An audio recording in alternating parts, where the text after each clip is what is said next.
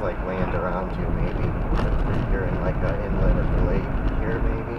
Like, here's some water right here. This may have been like a finger of the lake. And then all this is land. All this here. And we're riding along this finger of the lake.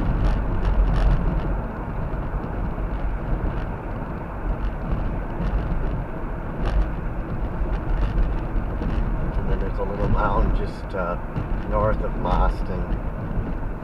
I've been up on most of the mounds. At some point, you know, I went up on different ones for curiosity. I've climbed. I never got to the top of the one by the Wisconsin River though. But I've climbed to the tops of some of these.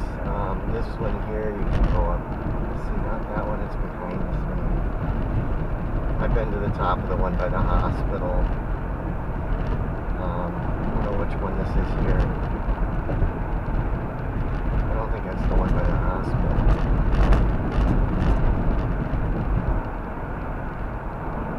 You can see a lot of these from my tower. They look different because you're looking at them in a different direction. But you can see these all on the horizon. And you can see sort of where the driftless is, and you can see the Camp Douglas. You can see the planes take off and land at Camp Douglas. There's an airport. It's a military airport. It's right along the interstate, and that's where the driftless begins. There's a bunch of rock formations over there too. A lot of interesting ones over there. Some that people don't know about. A lot of people don't know about them. And they told me about them. They says, oh, you should go over here. It's not really on the like maps or anything. And they saw I was kind of interested. They showed me how to get to it. I've taken different people out there, but you wouldn't know it's there. It's kind of in a remote area.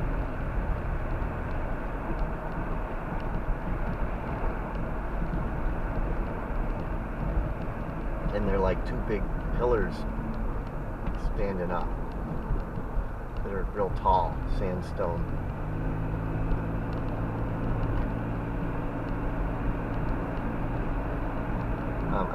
They kind of don't want people climbing them. I think they kind of just figured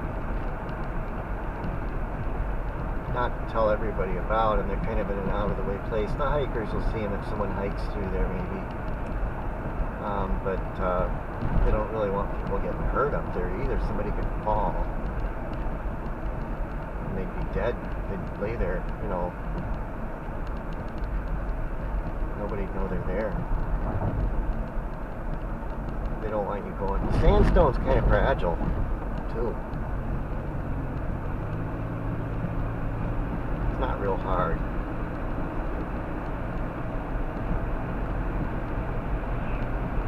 If you walked on it a lot, or you tried to climb it a lot, it kind of like it braids off. The Necedah bluff is made out of quartzite. It's real hard. But all the rest of these bluffs, except for Devil's Lake too, that's quartzite too. The rest of them are sandstone. There may be, I guess there's dolomite way up north, or something. That might be a completely different geology though. There's another quartzite bluff that's straight north of Necedah. And I think it might be a ski hill too. And that's a quartzite bluff. It's a little park too. I've been up on that. There's some hiking trails back there too. That's quartzite. So there's like 3 quartzite areas. And the rest of them are all sandstone. And then you go up in northern Wisconsin, and that I think is an old mountain range. That's just a different geology maybe. It's a really, really old mountain range. It's looks like the roots are there and that's it. And that's quartzite too.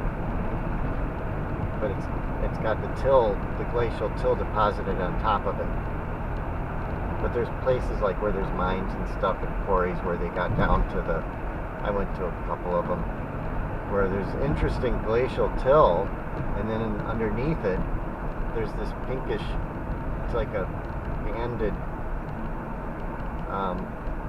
quartzite. It's real hard. And I got some in the walls of the tower. I picked some up. They had a name for it. It has chalcopyrite in it too. The stuff up there. So it's not just sandstone. It's not just quartzite. It's got like the veins have like where the cracks are. There's chalcopyrite. They call it chalcopyrite on wonderstone. It's quartzite wonderstone. That's what he called it. I took a piece and showed it to the guy at the rock shop. I says, "What is this?"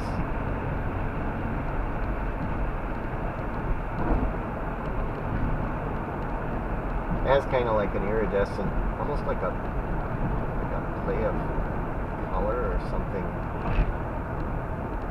on it because of the metallic. Kind of an interesting thing. And it kind of looks a little brownish too. So I got some of that on some of the walls in the tower. I hope it's permanent. I hope it keeps its color. Quartzite, well, quartzite's purple banded. The other stuff has like the sun hits it, like sparkles.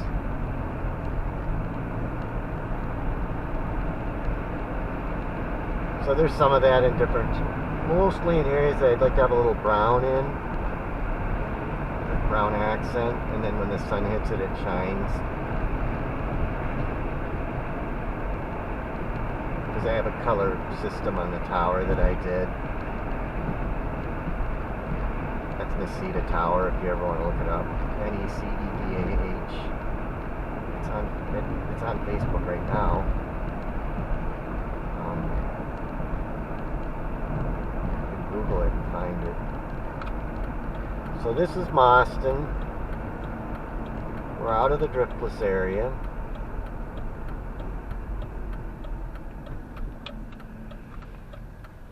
It is, where are they at?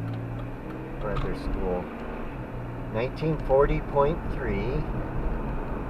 It's 5:44, so we won't make it home by 6.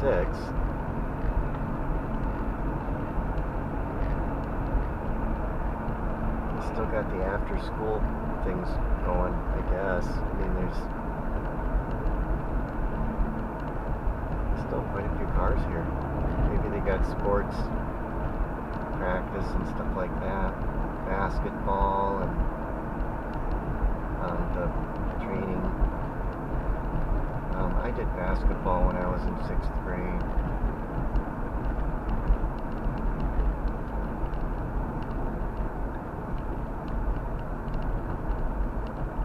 You go 2 days a week or something and you practice once or twice a week. And they do it with football, they do it with other things. Probably mostly basketball and football. But there's other things that they do. There's band.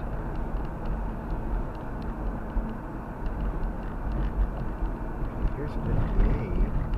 Now, how is it that I missed 58? I must have just drove by it. This is where I was supposed to come out. This is where the hospital is. I got a little bit... I just made a wrong turn.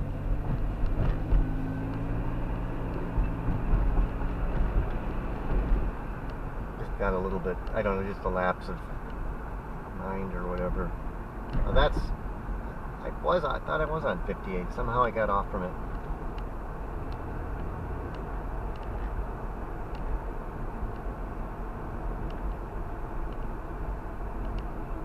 There's a train.